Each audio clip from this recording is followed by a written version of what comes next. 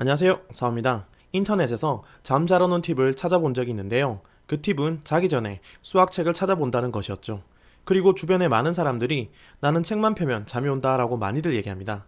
또 우리 구독자분 중에서도 아침 일찍 도서관에 도착해서 책을 펴는 순간 잠이 쏟아진다고 걱정하더군요. 물론 잠을 충분히 자지 않고 피곤한 것은 너무나도 당연한 현상이지만 잠을 충분히 잤음에도 불구하고 잠이 쏟아진다면 그것은 문제가 될 겁니다. 대체 왜 그렇게 공부만 하면 잠이 쏟아지는 걸까요?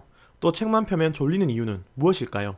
내과학의 관점에서 공부할 때 또는 책만 펴면 졸리고 잠이 쏟아지는 이유를 알아보도록 하겠습니다. 바로 시작할게요. 먼저 결론부터 말씀드리자면 지금 하는 이 공부가 잘 될 거라는 기대가 낮기 때문입니다. 좀 더 내과학적으로 말해보면 우리 뇌는 지금 하는 공부가 이해가 안 되고 어렵다고 느껴지는 순간 공부를 더 해봤자 효과가 없을 거라고 빠르게 판단한다는 거죠. 그러면 뇌의 각성 상태를 유지하고 집중력에 관여하고 있는 뇌간 망상체의 활성도를 떨어뜨리게 되는데요.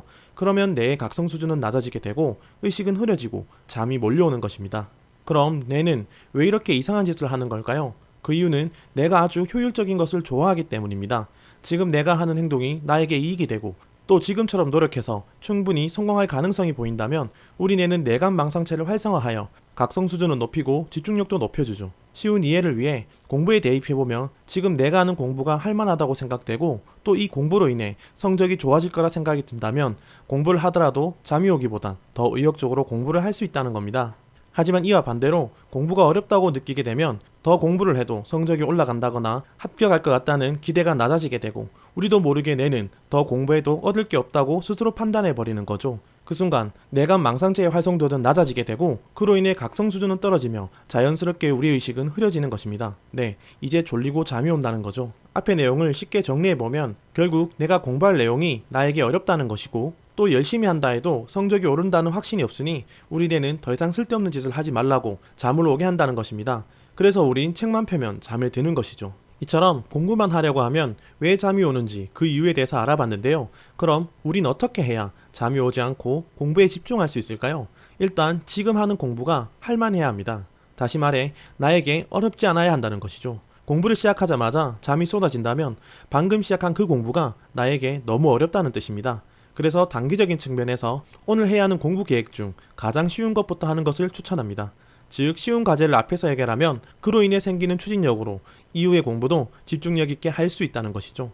그리고 장기적인 측면에서는 지금 하는 공부가 왜 이렇게 어려운지 곰곰이 생각해 봐야 합니다. 현재 고3이지만 영문법은 중1 수준이라면 지금 보는 문제집이 어려울 수밖에 없겠죠. 그렇다면 늦었다 하더라도 중1 영문법 책을 보면서 인칭 대명사와 비동사부터 다시 공부해야 한다는 겁니다. 그래야 공부는 다시 할만해지고 지루해지지 않으며 잠도 오지 않죠. 즉 지금의 공부가 왜 이렇게 어려운가 내 실력 체크를 해보고 그에 맞는 공부를 해야 한다는 것이죠. 이처럼 공부만 하면 집중이 안 되고 지루해지며 또 잠이 계속 온다면 지금 공부하려는 과제와 나의 수준을 반드시 비교해볼 필요가 있습니다. 결국 아무리 재미없는 공부를 할지라도 이해가 되고 깨달음이 있다면 할만한데 라는 생각이 들면서 생각보단 재미있다는 것이죠. 최소한 지루하지는 않다는 겁니다. 그래서 내가 공부를 얼마나 했고 몇 학년이라는 게 중요한 게 아니라 내 수준에 맞는 공부와 그 경험이 중요하고 이 경험으로 인해 우리 뇌도 공부가 할만하다고 여길 때 우리는 생각보다 좋은 집중력으로 또 좋은 결과를 얻을 수 있을 겁니다.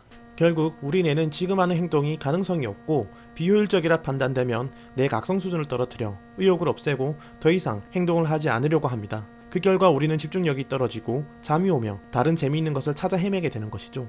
이와 반대로 우리 뇌는 지금 하는 일이 나에게 중요하며 또 이득이 되고 성공할 수 있을 것 같다고 판단이 서면 그 즉시 열심히 하라고 없는 힘까지 끌어모아 고도의 집중력을 선물합니다. 그래서 중요한 것은 지금 하는 공부가 나에게 중요하고 또 반드시 잘 될 거라는 확신이 우리 뇌에게 설득시켜야 한다는 것이죠. 그 중에서도 가장 중요한 것은 내가 노력하면 언제든지 해낼 수 있다는 기대가 무엇보다 중요합니다. 만약 아무리 열심히 해도 공부는 역시 재능이야 라고 생각하고 또 그렇게 믿고 있다면 그 사람이 하는 공부는 생각외로 엄청나게 힘든 길이 될 겁니다. 잠도 많이 올 것이고 그만큼 의욕도 떨어지겠죠.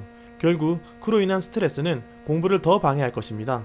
그리고 노력이 의미가 없다고 생각하는 사람들은 기대를 가진 사람보다 더 노력하지 않게 되겠죠.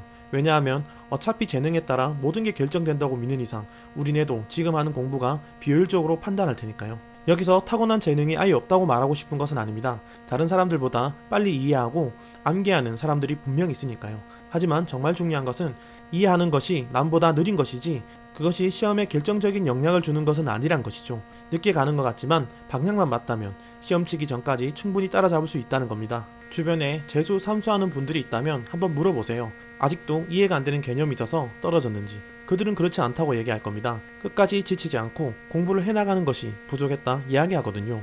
시험일이 다가오면 건강에 이상이 생긴다거나 다양한 스트레스로 어려움이 찾아올 겁니다. 그 어려운 상황에서 꿋꿋이 버티게 해주는 힘은 내가 틀리지 않았다는 자신에 대한 믿음이죠. 그 믿음이 있다면 우리네도 책을 편다고 해서 잠이 오는 방해는 하지 않을 겁니다. 오히려 내는 더 강력한 집중력을 선물할 테니까요. 오늘은 여기까지입니다. 구독과 좋아요는 사오를 더 좋은 영상을 만들게 합니다. 이상 사오였습니다.